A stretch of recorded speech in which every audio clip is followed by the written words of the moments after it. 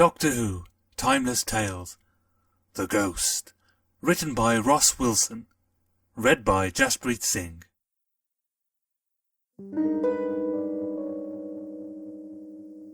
The only predictable thing about life is that it is unpredictable.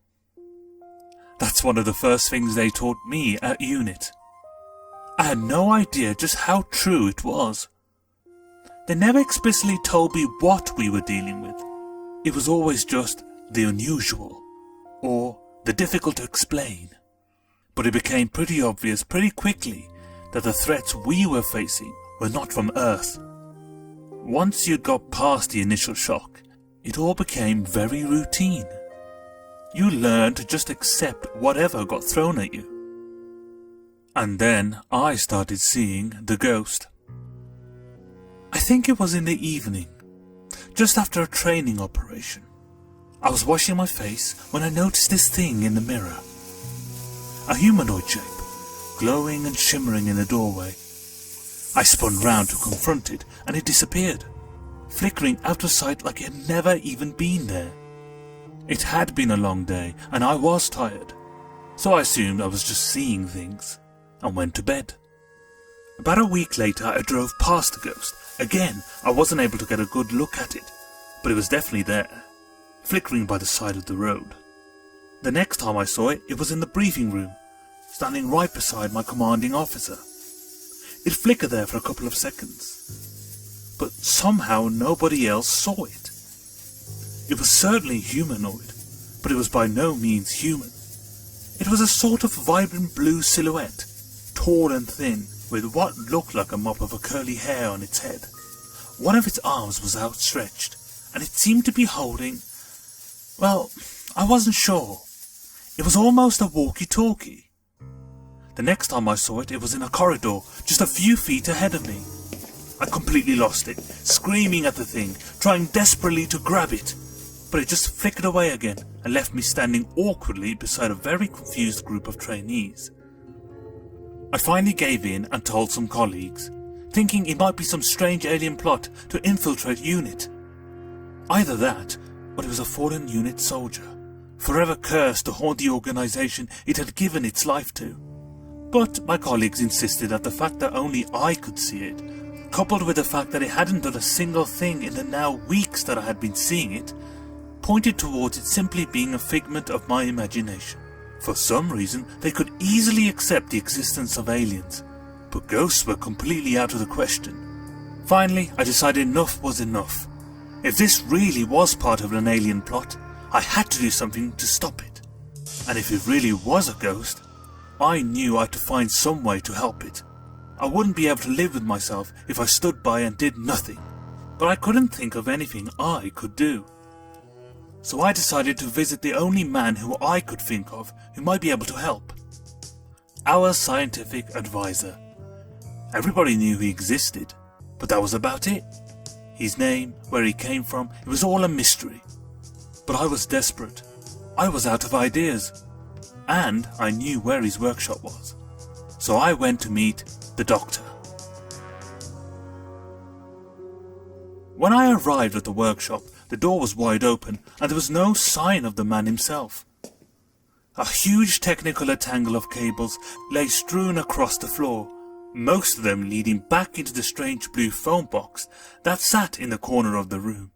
Besides the phone box was what looked like a large computer bank that had been balanced precariously on a workbench with an assortment of bizarre-looking tools laid out beside it. I inched into the room, taking great care not to trip on anything, and looked around to make sure the doctor definitely wasn't there. He definitely wasn't, but he'd left the door open, so he must be due back soon. I decided I'd hang around for a bit, just in case. As I waited, something caught my eye. One of the many trinkets that were scattered around the room. I think it had been a walkie-talkie, but it was now covered in wires and buttons and little blinking lights. And the antenna had a piece of copper wire wrapped around it. I had no idea what it was for, but I felt strangely drawn to it. I found myself walking over to it, and before I knew it, I had picked the thing up. I turned it over in my hand, trying desperately to work out what it could be. Then, Well, excuse me. I spun around to see the doctor standing in the doorway of the phone box. I didn't know what to say. Had he been in there this whole time? Why? Can I help you, old chap? He said, adjusting his velvet jacket and closing the phone box door behind him as if to hide something. I explained my situation, telling him every last detail from beginning to end, and he listened intently. Then, once I had finished, he gave his chin a firm rub. Well, a ghost, you say? Most peculiar. May I? He gestured to the Frankenstein walkie-talkie, which I had completely forgotten I was still holding. I handed it to him, asking what exactly it was. Well, just a little gadget I've been working on, He said. Well, some of your primitive Earth technology, combined with some of my temporal circuits. Yes, well, I was rather hoping you would be able to give the TARDIS something of a jump start. He suddenly glanced up at me, like he was trying to glean something from my reaction. After a moment, he looked back down at the walkie-talkie. Not sure it'll get me very far, though, He murmured, flicking a little switch. The little antenna suddenly began to spin, and a small sparkle of energy flew up into the air. The doctor's eyes widened, and I stumbled back, shielding my face with my hand. After a couple of seconds, I lowered my hand and saw the doctor was now grinning at me. Well, He said. Well, I think I've just found your ghost. I stood in silence for a moment. He raised his eyebrows, like he was waiting for me to realize something. Why, it's me. Silence. Oh, isn't it obvious? He chuckled, waggling the walkie-talkie at me. I mistakenly triggered the temporal circuit. Well, of course, there's not much it can do in its current state. But there was just enough residual energy to momentarily displace me. In time. I gave a slow, unconvincing nod. The doctor chuckled again. Well, how can I put this? I guess part of me was thrown back through time by a couple of weeks, then immediately dragged back to the present. Presumably your proximity to the device meant our timelines became entangled. Your timeline acted like a nicely paved road for me to travel along. It was slowly beginning to click. Not the how or the why, but the what.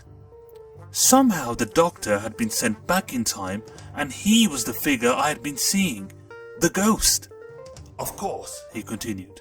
it all happened really rather quickly, so I was never in one place or time for very long. Hence why I appeared to you as some sort of phantom.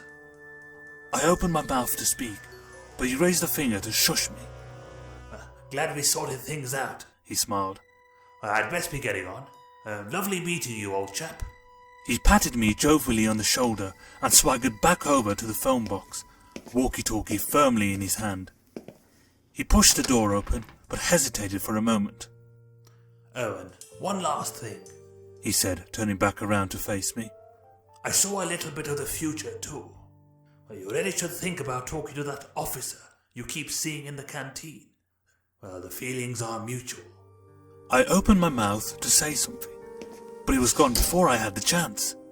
What exactly he was planning to do in that tiny little box, I had no idea. But I wasn't going to ask. Well, that was all a very long time ago. I never saw the doctor or his ghost again. I always thought I would, especially if he really had been to the future like he'd claimed. But I didn't. I did, however, speak to that officer from the canteen, and the feelings really were mutual. My life was never the same after that. But even after all this time, I haven't told anyone else about the ghost. Well, not until now. I'd understand if you thought he was all made up. It is a bit far-fetched, and it has a somewhat arbitrary happy ending. It's difficult to believe. But like I said, there's only one predictable thing about life. And the doctor certainly isn't it.